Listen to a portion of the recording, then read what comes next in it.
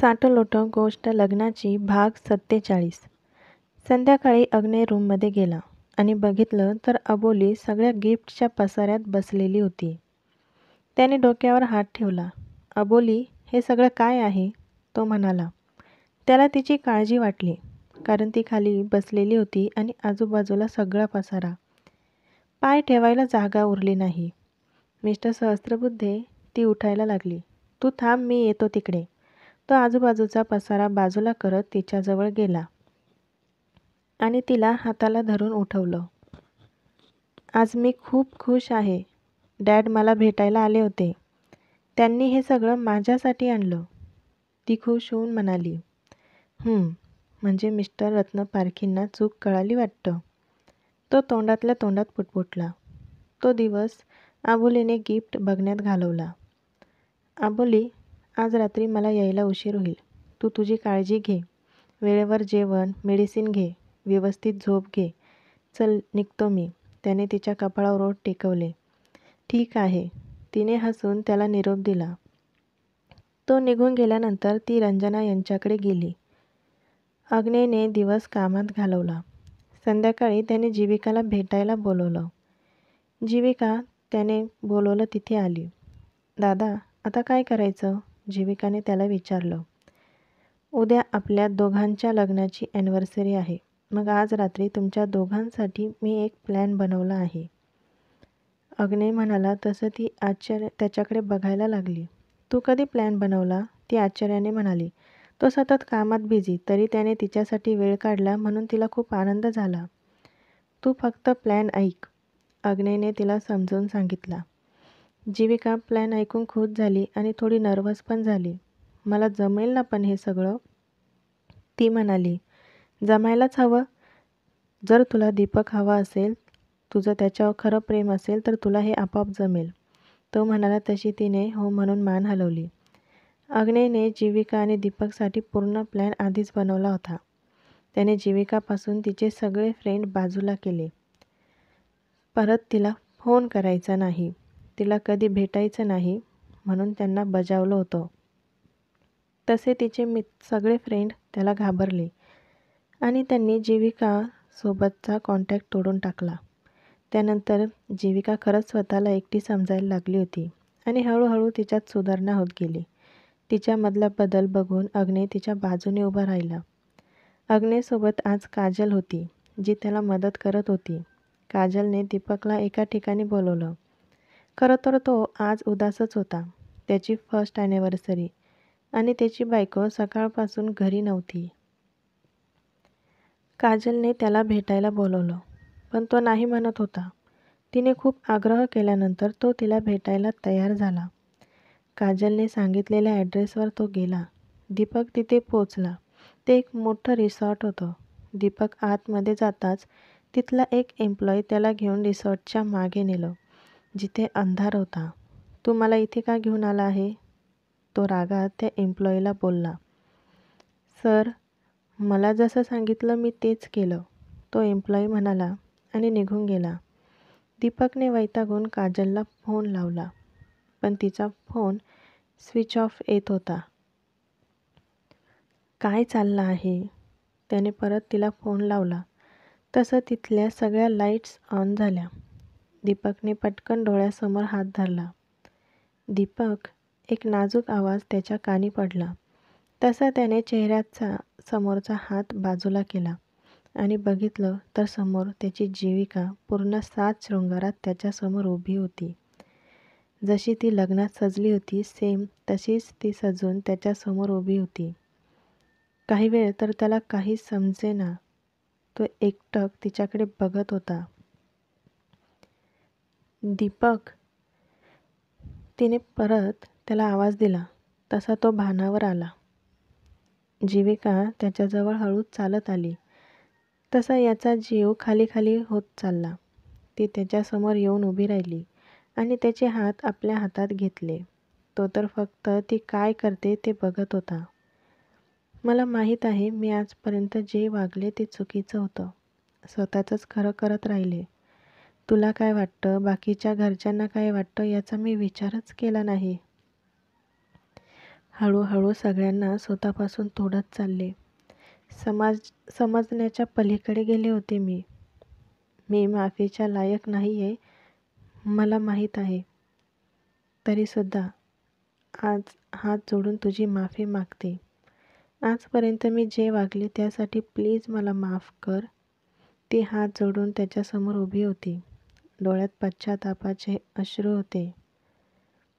तू परत अशी वागणार नाही याची काय गॅरंटी? तो तितक्याच शांततेत म्हणाला. माझ्यावर विश्वास ठेवणं तुझ्यासाठी कठीण आहे, पण मी प्रॉमिस करते मी परत कधीच चुकीचं वागणार नाही. एकदाच माफ कर मला. ती खाली गुडघ्यांवर बसून हात जोडून म्हणाली. तसं त्याने पटकन तिला उठवलं आणि आपल्या बाहुपाशात घट्ट सामावून घेतलं. I am sorry. त्याने मिठीत घेताच तिचा बांध फुटला. I love you so much Jeevika. मी तुझ्याशिवाय नाही जगू शकत. त्याच्या डोळ्यात पाणी आलं.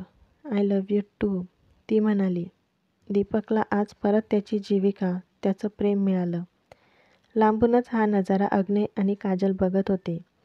त्यांच्यामध्ये सगळं ठीक होताच ते दोघं तिथून निघून गेले. अग्नेने आधी काजलला ती ज्या हॉटेलमध्ये थांबली तिथे ड्रॉप केलं. काजल, तू आमच्यासाठी खूप काही केलं. त्यासाठी थँक्स. तुला काय हवं ते माग, अग्ने तिला म्हणाला. एक वेळ तिच्या मनात विचार आला की तूच पाहिजे, पण समोर अबोली आली तशी ती विचारातून बाहेर आली. मला काही नको. हे सगळं मी माझ्या फ्रेंडसाठी केलं, तिचा संसार वाचवण्यासाठी केलं. आता माझं काम झालं म्हणून मी उद्या परत चालली आहे. ती म्हणाली. ठीक आहे, पण तुला जर कधी मदतीची गरज वाटली तर मी आहे, विसरू नको. तो हसत म्हणाला. ओके, ती म्हणाली. चल आता निघतो. तुझी उद्या किती वाजता फ्लाईट आहे? मी येतो तुला एअरपोर्टवर सोडवायला. तो म्हणाला. नाही नको, माझी फ्लाईट उद्या सकाळी लवकरच आहे आणि तसंही माझे इथे रिलेटिव्ह आहे, तर ते मला सोडवायला येणार आहे. तू फक्त आता अबोलीची काळजी घे. तिचे दिवस जवळ येत चालले आहे, ती म्हणाली. आता सध्या फक्त अबोलीचीच काळजी आहे. एकदा सगळं ठीक झालं की मग काही टेन्शन नाही. तू उद्या सकाळी निघाल्यावर मला एक कॉल कर फक्त, ओके? आता मी येतो. चल बाय. त्याने तिला बाय केलं आणि तिथून निघून गेला. काजलने एक दीर्घ श्वास घेतला आणि स्वतःच्याच डोक्यावर एक फटका मारत हसली. माझं कुठं इतकं चांगलं आहे की मला अग्नेसारखा लाईफ पार्टनर मिळेल. तिच्या डोळ्यात पाणी आलं. ती मनाने खरंच खूप चांगली होती. अग्नेसाठी ती चांगलीच होती, पण आयुष्याच्या जोड्या तो वरचा बनवतो. जसं अग्नेसाठी अबोली आणि काजलसाठी कोणीतरी नक्कीच असेल, जो तिच्यावर प्रेम करेल. रात्री अग्नेला घरी यायला 2 वाजले. त्याची बायको हात-पाय पसरून झोपलेली होती. त्याने तिला बघून डोक्यावर हात मारला. आधी तिचे पाय सरळ केले, तिचे हात सरळ केले, मग तो फ्रेश होण्यासाठी गेला. अग्ने पटकन फ्रेश होऊन आला. त्याने बघितलं तर अबोली उठून बसलेली होती. त्याच्या येण्याची चाहूल तिला लागली होती. अग्ने तिला बघून हसला आणि तिच्याजवळ जाऊन तिला मिठीत घेतलं. हॅप्पी ॲनिव्हर्सरी, ती म्हणाली तसं त्याने तिच्याकडे बघितलं. हॅप्पी ॲनिव्हर्सरी, तो तिच्या कपाळावर ओठ टेकवत म्हणाला.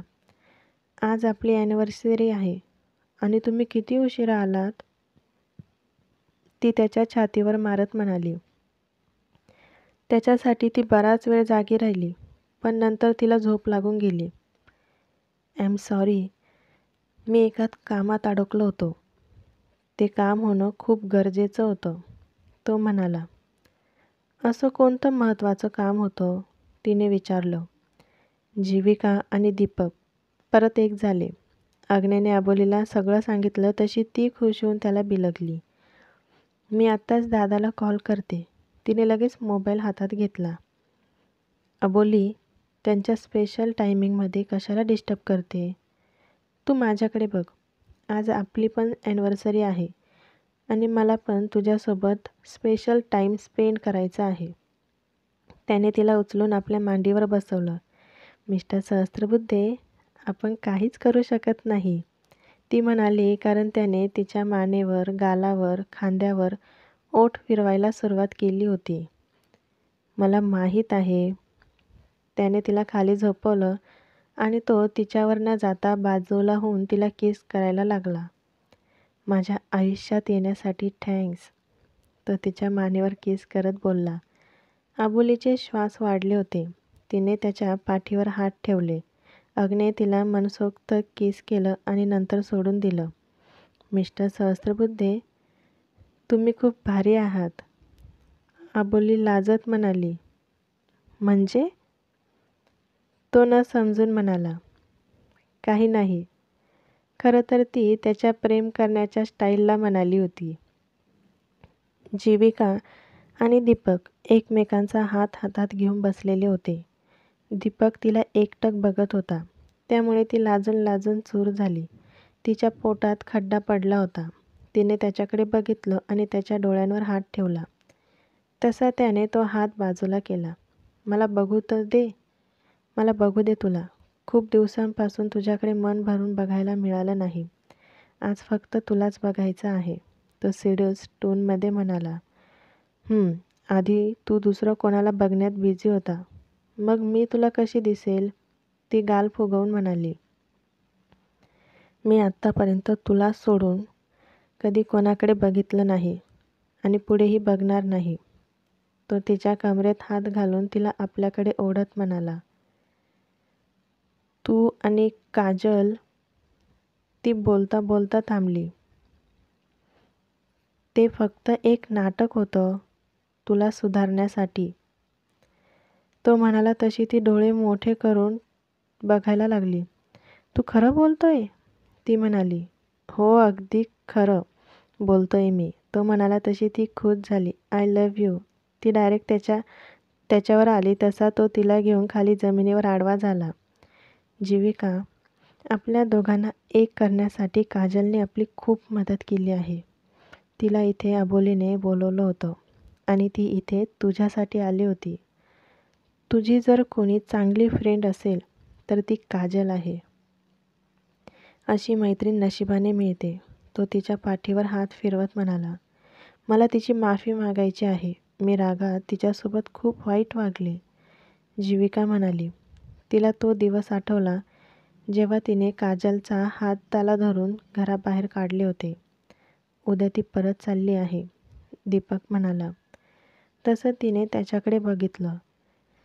"काय? ती उद्या परत चालली? मला तिची माफी मागायची आहे," ती म्हणाली. "सकाळी आपण लवकरच तिला भेटायला जाऊया." तो म्हणाला. तसं ती हो म्हणाली. "जीविका, आज आपण इथेच बाहेर झोपायचं का?" तो म्हणाला. "नाही," ती लाजली. "मग?" त्याने विचारलं. तशी जीविका उठली आणि त्याचा हात पकडून त्याला उठवलं आणि त्यांच्यासाठी डेकोरेट केलेल्या रूममध्ये ती त्याला घेऊन गेली. दीपकने त्या रूमला बघितलं. पूर्ण सजवलेली होती. जशी त्यांच्या फर्स्ट नाईटला सजवली होती अगदी तशीच. त्याने जीविकाकडे बघितलं तर तिने लाजून खाली मान घातली. त्याने तिचा हात पकडून तिला आपल्याकडे खेचलं. तशी ती त्याच्या छातीला जाऊन धडकली. "हे सगळं काय आहे?" तो तिच्या गालावर बोट फिरवत म्हणाला. तसा तिच्या सर्व अंगावर काटा आला. "मला आपल्या आयुष्याची पुन्हा एकदा नव्याने सुरुवात करायची आहे," ती डोळे मिटून म्हणाली. त्याच्या नजरेला नजर मिळवण्याची हिंमत तिच्यात नव्हती. दीपकने तिच्या सुंदर चेहऱ्याकडे बघितलं. आज ती तशीच दिसत होती जशी लग्नाच्या दिवशी दिसत होती. त्याला परत त्याचे आणि तिचे दिवस आठवले. ते दोघं एकमेकांच्या कसे प्रेमात हरवून जायचे ते आठवलं. दीपक काही बोलला नाही म्हणून जीविकाने डोळे उघडून त्याच्याकडे बघितलं तर तो तिच्या चेहऱ्यात हरवलेला होता. "काय झालं?" तिने विचारलं. एक क्षण असं वाटलं होतं आता सगळं संपलं, पण नाही. आता खरी आपल्या नात्याला सुरुवात झाली. त्याने तिचा चेहरा वरती केला. जीविकाने त्याच्या डोळ्यात बघितलं आणि पुढे होऊन तिनेच त्याच्या ओठांवर ओठ टेकवले.